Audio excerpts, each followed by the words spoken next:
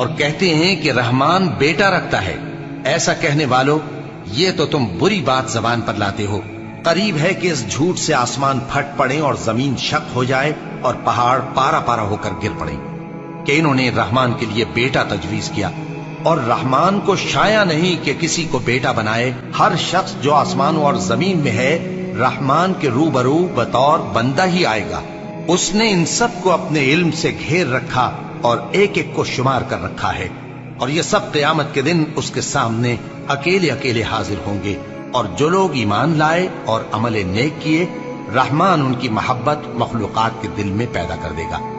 اے پیغمبر صلی اللہ علیہ وآلہ وسلم، ہم نے یہ قرآن تمہاری زبان میں آسان بنا کر نازل کیا ہے تاکہ تم اس سے پرہیزگاروں کو خوشخبری پہنچا دو اور جھگڑالوؤں کو ڈر سنا دو۔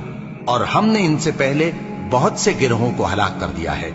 بھلا تم ان میں سے کسی کو دیکھتے ہو یا کہیں ان کی بھنک سنتے ہو؟